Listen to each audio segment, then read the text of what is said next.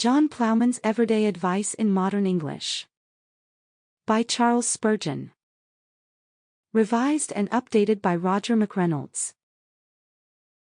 Original title: John Ploughman's Pictures, Plain Advice for Plain People. This updated edition copyright Roger McReynolds 2022. Cover and interior copyright Amber Smart Designs.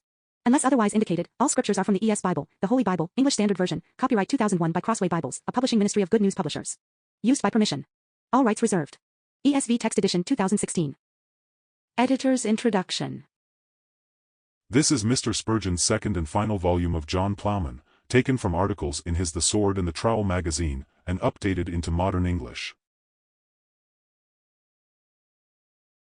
Chapter 1. If the cap fits, wear it. Friendly listeners.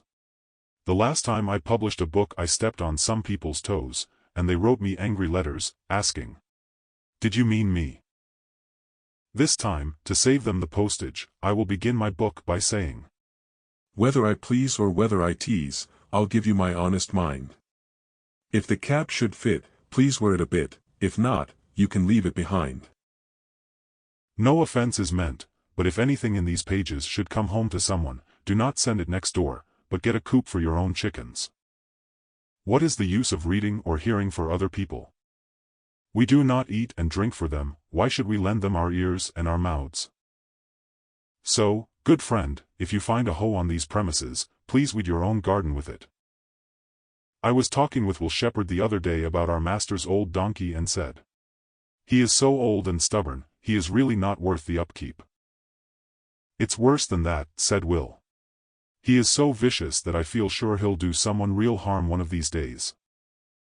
You know they say that walls have ears." We were talking rather loudly, but we did not know that haystacks have ears.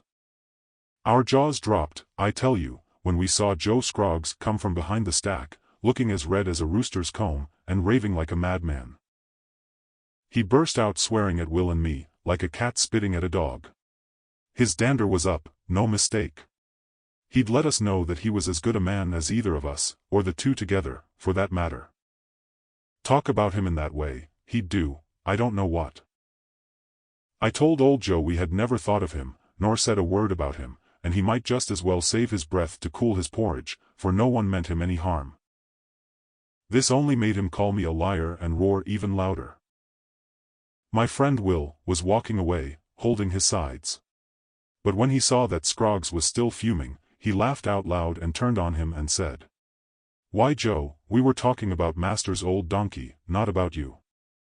But upon my word, I will never see that donkey again without thinking of Joe Scroggs."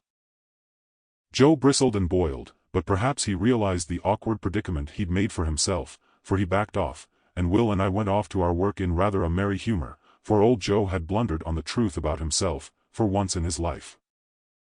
It is partly through the aforementioned Will Shepherd's well-directed thrust that I have come to write this new book, because he thought I was lazy. Perhaps I am, and perhaps I am not. Will forgets that I have other fish to fry. Giving much to the poor may increase a person's treasure, but it is not the same with writing. At least, I am such a poor scribe that I don't find words come easy. If your thoughts only flow by drops, you can't pour them out in bucketfuls. However, Will has pointed out my shortcoming, and I am indebted to him thus far.